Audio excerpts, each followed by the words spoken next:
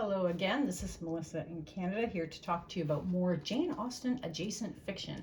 In previous videos about Austen adjacent fiction, I've mentioned authoresses such as Maria Edgeworth and Fanny Burney, and I actually have some new old books by both of them. So here I have a J.M. Dent publication in 2 volumes of Maria Edgeworth's Belinda.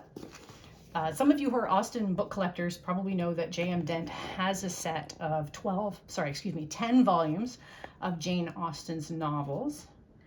And they are this size, cloth bound, and have the crest on them and the Jane Austen signature in gilt on the cover.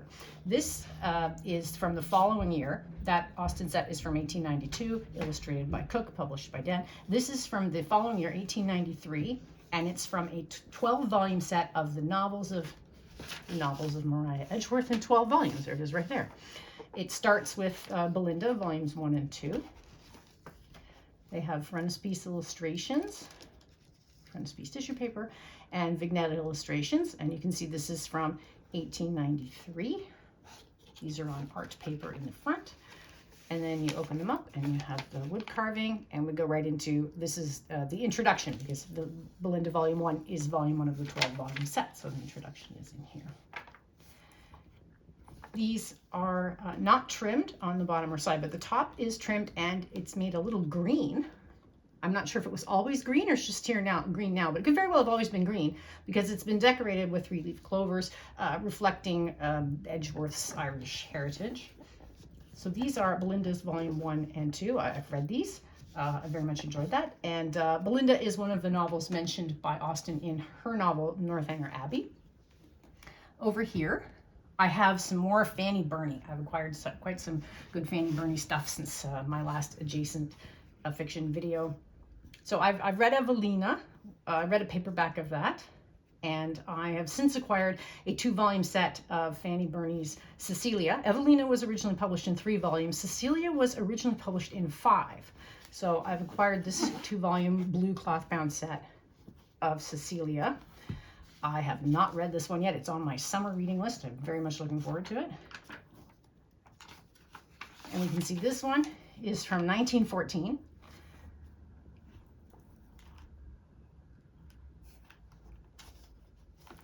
The text size isn't too bad. There's a little bit of foxing in here, but I do look forward to reading this one. As I said, it is longer than Evelina.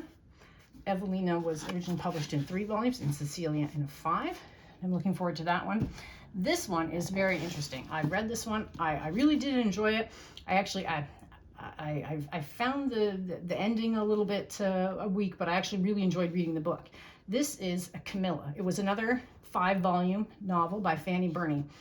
And this is a red cloth-bound edition, but this is actually quite extraordinary. This is published in 1966 by Cedric Cheevers, Fort Wayne, Bath. But what this actually is a complete first edition replica from 1796. You can see it's in 5 volumes, London, 1796.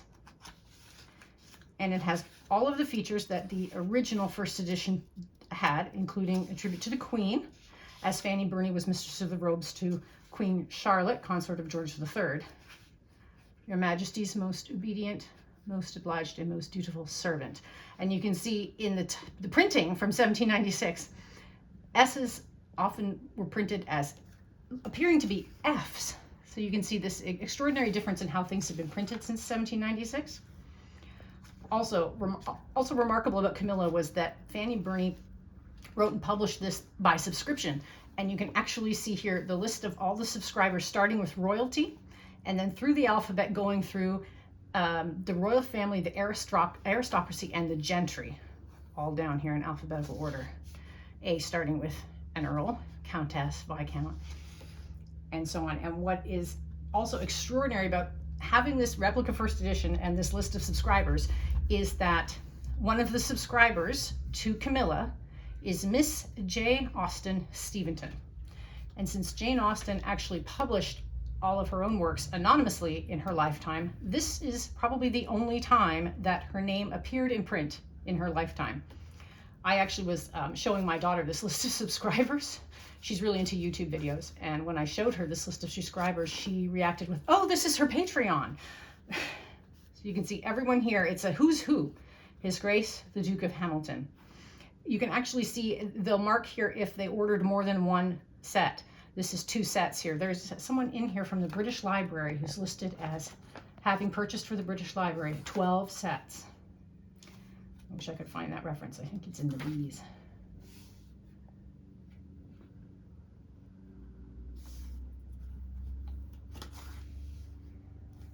Oh well, so this was quite an extraordinary thing, and it takes some getting used to read it, given how the S's are printed, but you do get familiar with that as you're reading. And the entire 5 volumes are here, and as I said, I quite enjoyed that, and as such, I'm really looking forward to reading Cecilia. The last thing that I've acquired recently is a copy of Fanny Burney's diary, and this is actually from the Folio Society.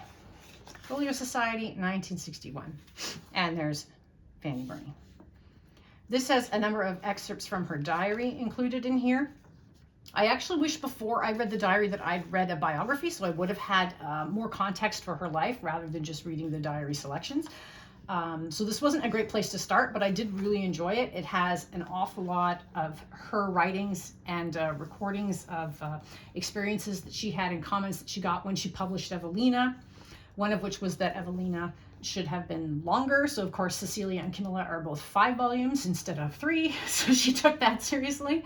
And also, of course, her service to Queen Charlotte is documented here in her diary as well, which happens to coincide in history with one of the breaks with reality that George III had as his health was declining.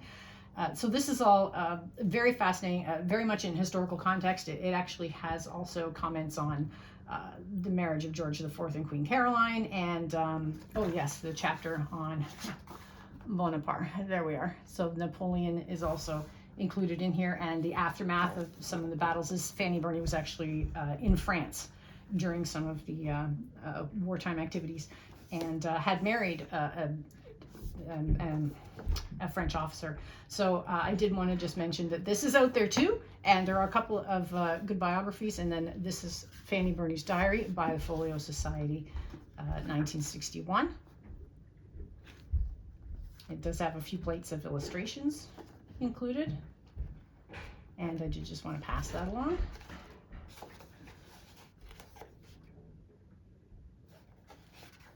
And let you know about that as well. Thank you very much.